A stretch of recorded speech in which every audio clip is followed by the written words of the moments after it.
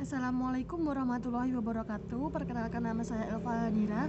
Di sini saya akan mempresentasikan mata kuliah manajemen keuangan dengan bab capital budgeting. Yang pertama, pengertian capital budgeting.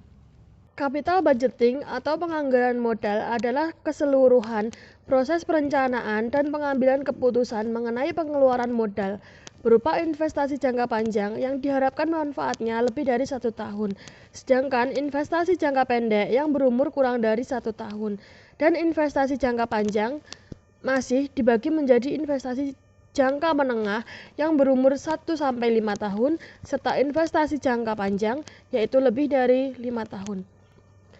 Cash flow, elemen utama dari cash flow adalah uang yang masuk dan keluar. Uang yang masuk disebut cash inflow dan uang yang keluar dinamakan outflow. Uang atau sumber pendapatan bisa diperoleh dari banyak hal, misalnya gaji, laba usaha, hasil investasi, passive income, dan sebagainya. Sedangkan proyeksi kas keluar, contohnya biaya produksi, biaya operasi, dan lain sebagainya.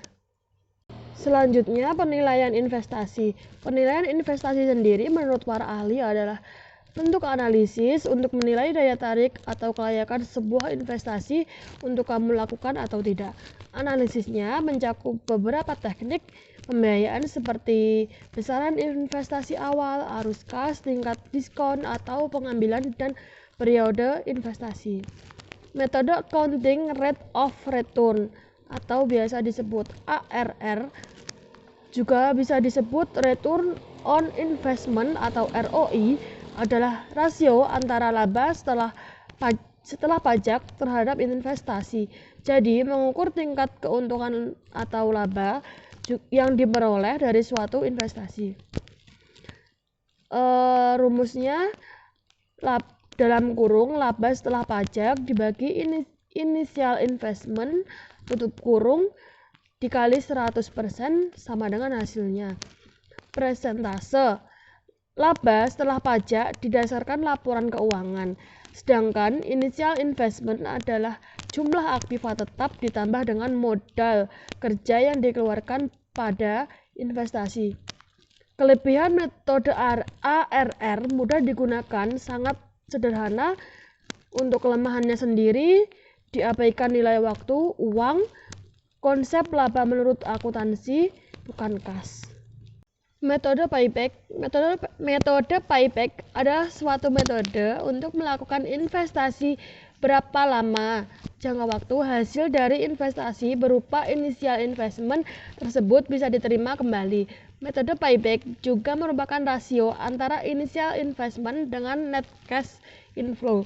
Net cash inflow atau arus kas operasional adalah laba bersih ditambah dengan nilai depresiasi pertama. Jadi, metode payback mengukur kecepatan suatu investasi hasilnya bisa kembali atau mengukur aliran kas masuk. Rumusnya, initial investment dibagi net cash inflow dikali 1 tahun. Sama dengan hasilnya itu satuan waktu tahun. Untuk perhitungan ARR di atas, saya bisa mengambil contoh, dapat diberikan contoh perhitungan metode payback sebagai berikut. Di sini sudah ada contohnya. Laba pajak sebesar 2.600.000, depresiasi sebesar 1 juta, aliran kas operasional sebesar 3.600.000, initial cash flow atau initial investment terdiri dari aktiva tetap sebesar 8 juta, modal kerja sebesar 2 juta. Selanjutnya, initial cash flow sebesar 10 juta. Untuk pengerjaannya sebagai berikut. Periode payback sama dengan 10 juta. Mohon maaf, ini kebanyakan nolnya. Dibagi 3.600.000 dikali 1 tahun sama dengan 2,78 tahun. 2 tahun 78 hari. Setelah diperoleh perhitungan payback selama 2,78 tahun, maka untuk menilai apakah investasi tersebut diterima atau ditolak, hasil perhitungan paybacknya tersebut dibandingkan dengan waktu yang disyaratkan oleh pemilik modal. Apabila hasil perhitungan payback lebih besar dari waktu yang disyaratkan, maka investasi tersebut ditolak atau tidak dapat dilaksanakan. Sebaliknya, apabila perhitungan payback lebih pendek dari waktu yang disyaratkan, maka investasi tersebut diterima atau dapat dilaksanakan. Untuk kelebihan metode payback, mudah dan murah, parameter likuiditas sebagai ukuran indikator tingkat risiko. Untuk kelemahannya sendiri, diabaikan nilai waktu uang, diabaikan aliran kas. Untuk menghitung metode payback, perlu dihitung aliran kas operasionalnya atau net cash inflow per tahun. Untuk cara menghitungnya, dalam kurung initial cash flow dibagi aliran kas operasional dikali 1 tahun. Metode net present value. Metode net present value atau NPV adalah menghitung selisih antara present value proses atau nilai sekarang penerimaan kas bersih yang akan datang dengan present value initial investment atau outlay atau nilai investasi sekarang. Apabila nilai sekarang penerimaan kas bersih yang akan datang lebih besar dari nilai sekarang investasi, berarti positif, maka usulan proyek bisa diterima. Sebaliknya, apabila nilai sekarang penerimaan kas bersih yang akan datang lebih kecil dari nilai sekarang investasi, berarti negatif, maka usulan proyek dapat ditolak. Metode internal rate of return.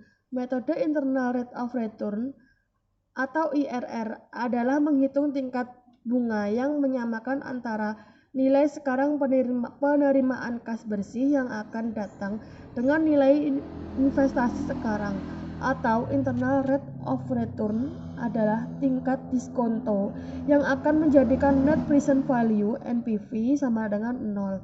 Apabila bunga yang dihitung lebih besar dari tingkat bunga yang ditentukan, maka proyek diterima atau bisa dilaksanakan. Kalau initial outlay atau pengeluaran awal terjadi pada tahun 0, maka internal rate of return IRR dinyatakan dengan R. Metode profitability index PI atau disebut dengan benefit cost ratio adalah rasio atau perbandingan antara nilai sekarang penerimaan kas bersih yang akan datang dengan nilai sekarang investasi. Juga dapat dikatakan rasio antara present value outlay.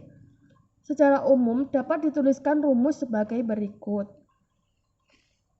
Untuk rumusnya sebagai berikut, sigma T sama dengan 1 N XT per dalam kurung 1 ditambah K tutup kurung pangkat T.